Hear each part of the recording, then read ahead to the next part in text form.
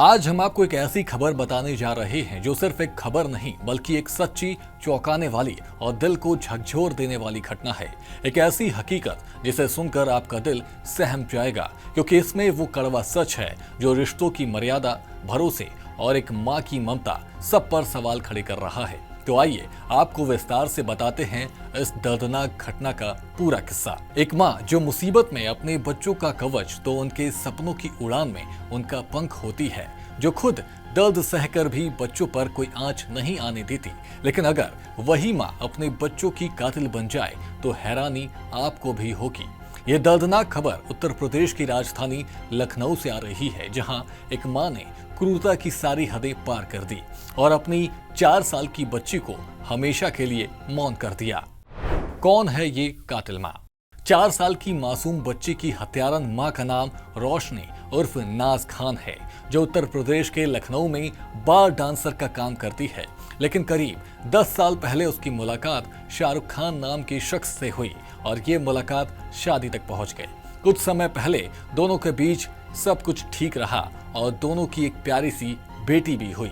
लेकिन बाद में काम करने के दौरान रोशनी को शराब और नशे की लत लग गई।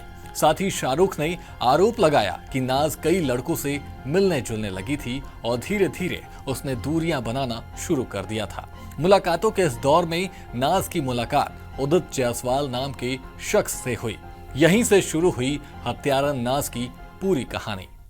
नाज और उदित का खूनी खेल। दरअसल एक दिन उदित जायसवाल ने मासूम बच्ची के साथ ज्यादती कर दी और नाज ने इसका आरोप ससुराल वालों पर लगाकर पति सहित जेठ, सास, ननद तक को जेल की हवा खिला दी। लेकिन जमानत पर बाहर आने के बाद ससुराल वालों ने नाज से दूरी बनाना शुरू कर दिया और अलग रहने लगे। और नाज ने भी शाहरुख खान के साथ मारपीट करके उसे फ्लैट से भगा दिया। फिर उदित और नाज इस फ्लैट में लिव इन में रहने लगे। लेकिन मासूम बेटी अपनी मां के साथ ही थी। रिपोर्ट्स के मुताबिक 13 और 14 जुलाई की रात को दोनों बहुत नशे में थे।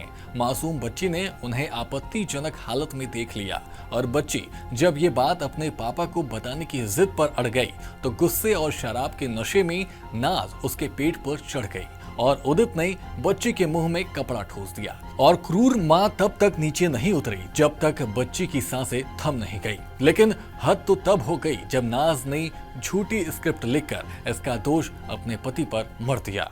नाज ने पति पर लगाया आरोप।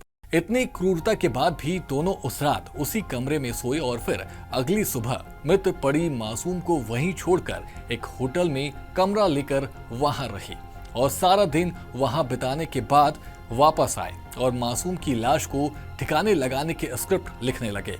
इसके बाद नाज ने खुद कैसरबाग पुलिस को फोन करके इसकी सूचना दी और कहा कि बेटी से नफरत के चलते उसके ही पिता ने बेटी की हत्या कर दी और इस आधार पर पुलिस ने शख्स के खिलाफ अपनी ही बेटी के कत्ल का केस दर्ज कर लिया और तफ्तीश शुरू कर दी।